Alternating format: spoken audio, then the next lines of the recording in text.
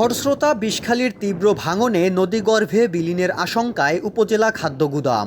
একই অবস্থা লঞ্চঘাটেরও। বরগুনার বামনায় বিষখালী নদীর ভাঙন রোধে ফেলা জিওব্যাগও এখন নদীগর্ভে বিলীন। হুমকিতে নদীপাড়ের ফসলি জমি ও বসত ভিটা। চরম আতঙ্কে স্থানীয়রা।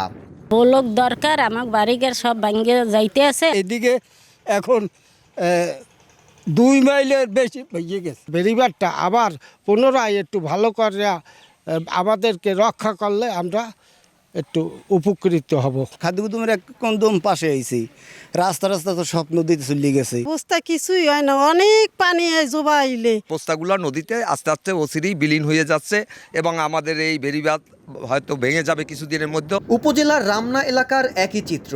ভাঙনে বিলীনের পথে বেড়িবাঁধ। ব্লক দিয়ে টেকসই বেড়িবাঁধ নির্মাণ না করা হলে চলতি বর্ষায় বাঁধ ভেঙে যাওয়ার আশঙ্কায় স্থানীয়রা। এতে 3 শতাধিক পরিবার ক্ষতিগ্রস্ত হওয়ার পাশাপাশি বন্ধ হয়ে যাবে সড়ক যাতায়াত ব্যবস্থা।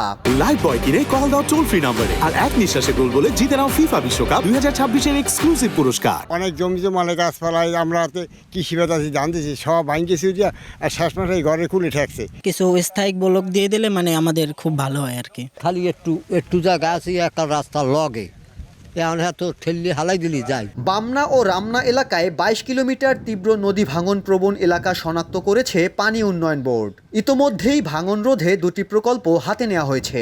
অনুমোদন পেলে শুরু হবে কাজ। ফিজিবিলিটি স্টাডির মাধ্যমে আমরা এই জায়গাগুলো নির্ধারণ করেছি এবং ওখানকার জনগণের ফসলাদি, জানমাল, ঘরবাড়ি সহ সহায় সম্পত্তি রক্ষায় আমরা একটা প্রকল্প ইতিমধ্যে আমাদের ডিপার্টমেন্ট থেকে মন্ত্রণালয়ে দাখিল করা হয়েছে। সরকার যদি এটা অনুমোদন দেয়, আমরা এই অঞ্চলের মানুষের জানমাল রক্ষা করতে পারবো এবং দুর্যোগ সংক্রান্ত যে ঝুঁকি সেটা হ্রাস করতে সক্ষম হব। 3 বছর আগে বামনা ও রামনা এলাকায় জিও ব্যাগ দিয়ে ভাঙন রোধের চেষ্টা করে পানি উন্নয়ন বোর্ড। সাইফুল মিরাজ, সময় সংবাদ, বরগুনা।